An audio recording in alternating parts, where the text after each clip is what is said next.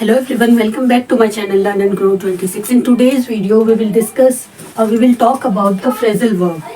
हम fill in the blanks में कैसे phrasal verb को choose करेंगे अगर हमारे एग्जाम्स में आती है हम ऑप्शन के साथ में आज हम करते हैं phrasal verb कि phrasal verb को हम कैसे चूज करते हैं। चार ऑल्टरनेटिव ऑप्शन में हम उसे कैसे चूज करते हैं phrasal verb को, आज हम वो करते हैं। देखते हैं first sentence. The vice president was invited to give dash prizes to the winners। ये हमारे एकेडमिक और कॉम्पिटिटिव एग्जाम सभी के लिए इम्पोर्टेंट है क्योंकि इंग्लिश में जो सबका सभी चीज़ का इंग्लिश सेम होती है सभी एग्जाम्स की और सभी पेपर की, जो सब एग्जाम्स के लिए कॉम्पिटिटिव एग्जाम हो एकेडमिक एग्जाम हो सबके लिए इम्पोर्टेंट होता है फ्रेजल वर्ब। एक क्वेश्चन जरूर आता है फ्रेजल वर्ब में, एक आता है वन वर्ड सब्स्टिट्यूशन, एक दो क्वेश्चन इसके जरूर आते हैं, टिक द करेक्ट प्रीपोजिशन। सभी कॉम्पिटिटिव एग्जाम और एकेडमिक एग्जाम्स में इंग्लिश में ये सब चीज़ें ज़रूर आती रहती है। तो ये क्या हमारा इंपॉर्टेंट टॉपिक है कि हमें चूज करना है फ्रेजल वर्ब। अब करते हैं first sentence. The president was invited to give dash prize to the winner. तो हमें चार ऑप्शन में से देखना है कौन सा है कि वाइस प्रेसिडेंट को इन्वाइट करा है कि क्या है प्राइज डिस्ट्रीब्यूशन के लिए। तो on, give on prize, give upon prize, give of prize, नहीं give away prize. Give away prize का मीनिंग होता है, इसका आंसर हमारा क्या होगा, give away prize to the winners. Give away का मीनिंग होता है कि to give something as a gift, के गिफ्ट के तौर पर किसी को गिव अवे का फ्रेजल वर्ब का मीनिंग क्या होता है कि किसी को प्राइज गिफ्ट दे देना, to give away something as a gift, gift के तौर पे। तो वो क्या करेंगे, प्राइज देंगे, give away prize to the winners को एक गिफ्ट की तरह प्राइज देंगे। इसका यहाँ पर सेंटेंस में ये मीनिंग बैठता है, to give something as a gift, gift के तौर पर समथिंग देना, तो उन्हें प्राइज क्या मिलेगा, एक गिफ्ट ही तो मिला है वो। तो गिव अवे यहाँ पर करेक्ट ऑप्शन है हमारा। अब चलते हैं सेकंड की side. The students laugh at dash from him. देखते हैं चारों ऑप्शन में से कौन सा फिट बैठता है यहाँ पर। Close down, drop, fell apart, edge away. Close down का मीन्स होता है समथिंग स्टॉप ऑपरेटिंग और कंपनी और इंस्टीट्यूशन किसी में कि किसी के साथ कोई काम करना बंद कर देना, कि समथिंग ऑपरेटिंग जो ऑपरेट कर रहे हैं हम इंस्ट्रूमेंट या कुछ भी, तो उसको बंद कर देना। और ड्रॉप्ड का मीन होता है place, a place where people go for without any preparation, किसी भी अरेंजमेंट के लिए या अपॉइंटमेंट के लिए कोई कहीं पर जाए। A place where people go for without any preparation और अरेंजमेंट, किसी भी अपॉइंटमेंट के लिए बिना प्रिपेयर करे जाए, वहाँ पे क्या कहते हैं, ड्रॉप कहते हैं। फेल अपार्ट कहते हैं, fell apart means to break into small pieces. और एज अवे, यहाँ पर सही आंसर क्या है, इसका जो आंसर करेक्ट बैठ रहा है वो है edge away. Edge away means होता है the student laugh and dash from him, edge away from him. Edge away means होता है to move cautiously without, to move away cautiously from something और समबडी, के किसी से दूर चले जाना, मतलब हिफाजत से किसी से दूर चले जाए। तो student laugh and edge away from him, कि उससे दूर चले गए वो। यहाँ पर क्या सही आंसर बैठा है कि उससे दूर चले गया वो, एज अवे फ्रॉम हिम। तो ये आंसर यहाँ पर प्रॉपर है। Edge away means to move cautiously from somewhere and somewhere, to move cautiously from something or sometime, someone or something। Edge away का मीन्स होता है टू मूव फ्रॉम समवेयर और someone, के किसी से समथिंग और समवन, के किसी से दूर चले जाना। तो यहाँ पर हमारा क्या सही मीनिंग, करेक्ट मीनिंग बैठ रहा है edge away. Edge away means to move someone और समथिंग, किसी से दूर चले जाना। तो student laugh and edge away from him is the correct option. अब देखते हैं third. No one dash to offer help, तो किसी ने उसको ऑफर नहीं की हेल्प, किसने, केम अक्रॉस। कौन सा करेक्ट ऑप्शन है, देखते हैं। Came across, came upon, came across भी नहीं है, केम अपॉन भी नहीं है। अक्रॉस मीन्स किसी चीज को पार कर जाए, अपॉन मीन्स ऊपर। केम ऑन भी नहीं है कि किसी चीज के ऊपर ऑफर कर रहा है वो। केम फॉरवर्ड है, केम फॉरवर्ड मीन्स होता है मतलब आगे बढ़कर किसी को कुछ देना। No one came forward to offer help, के कोई नहीं आया मतलब आगे उसकी हेल्प करने के लिए। तो यहाँ पर करेक्ट ऑप्शन क्या होगा, केम फॉरवर्ड। अब देखते हैं fourth. He was not able to what went wrong, के वो he was not able to dash what went wrong. तो हम डैश में देखते हैं क्या कहते हैं यहाँ पर, figure out, count on, fill out या फेल थ्रू। यहाँ पर आएगा करेक्ट ऑप्शन क्या है, figure out. Figure out means होता है वो he was not able to dash what went wrong, means मतलब यहाँ के उसकी समझ में नहीं आ रहा था कि क्या यहाँ पर रॉन्ग है। तो फिगर आउट मीन्स होता है टू थिंक अबाउट समथिंग और somebody until you understand it। तो किसी चीज को सोचना कि जब तक वो आपकी समझ में ना आए तो he was not able to figure out what went wrong, कि उसकी समझ नहीं आ रहा था कि क्या यहाँ पर गलत हो रहा है। तो यहाँ पर करेक्ट ऑप्शन हमारा क्या होगा, फिगर आउट। अब चलते हैं फिफ्थ की side. He is very ill but he will pull dash, वो बहुत बीमार था और ही विल पुल, उसने उसे पुल कर दिया। तो यहाँ पर क्या आएगा हमारा सही ऑप्शन, अप, पुल बाय, या पुल एट, या फिर pull through. Pull through means होता है कि आप बीमारी से उठकर रिकवरी करना। तो यहाँ पर क्या होगा हमारा आंसर, पुल थ्रू होगा। पुल थ्रू मीन्स होता है टू सर्वाइव और recovery after a serious illness. तो उसका मीन्स क्या होता है पुल थ्रू का, टू सर्वाइव और आफ्टर अ सीरियस इलनेस, बहुत बीमार होने के बाद जब हम रिकवरी करते हैं तो उसे हम क्या कहते हैं, pull through. He was very ill but he will pull through, कि उसने रिकवरी कर ली है लेकिन अब वो सीरियस इलनेस के बाद। तो यहाँ पर हमारा करेक्ट ऑप्शन क्या होगा, पुल थ्रू होगा।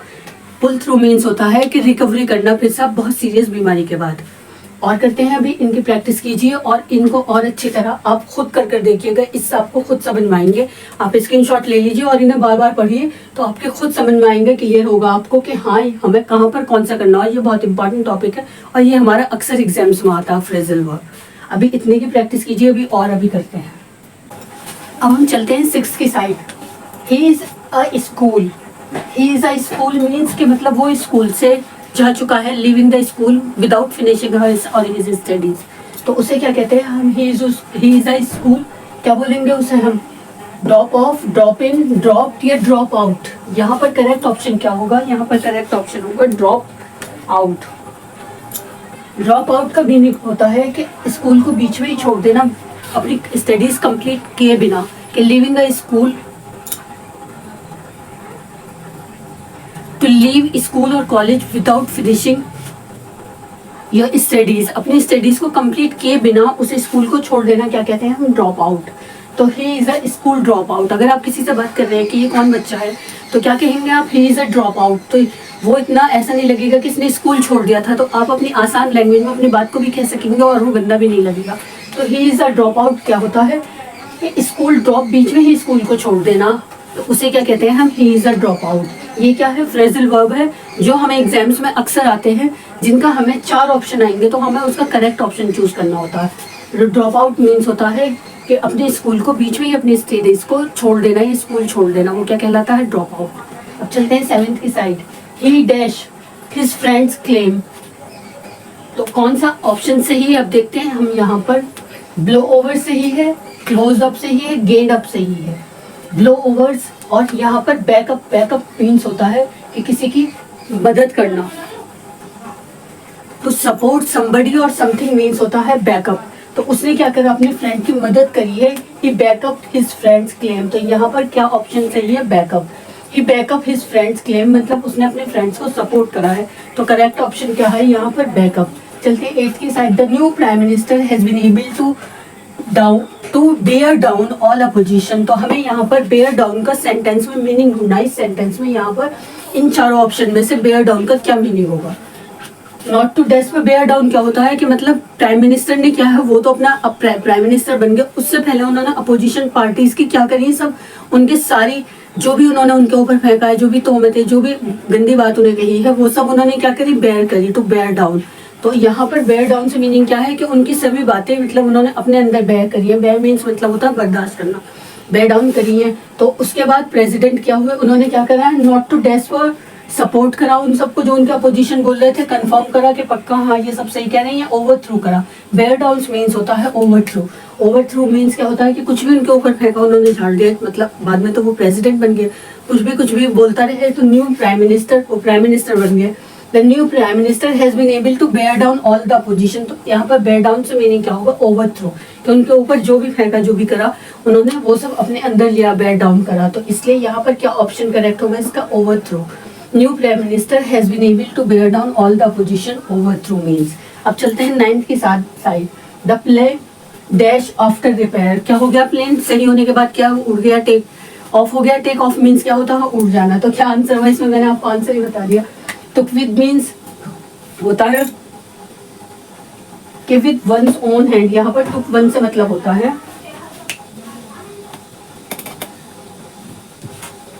मैं आपको इनकी मीनिंग लिख देती हूँ। यहाँ पर टुक वन से क्या मतलब होता है, विद वंस हैंड, एक ही के हाथ में सब कुछ होना, उसे क्या बोलते हैं हम? टुक विद।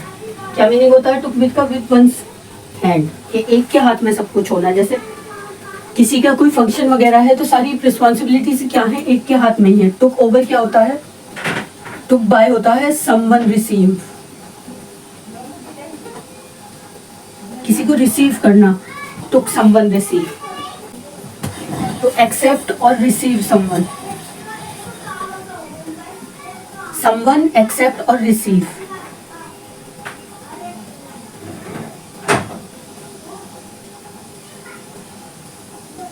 क्या हुआ? टुक बाय का मीनिंग टू रिसीव और accept someone. Took over means become responsible.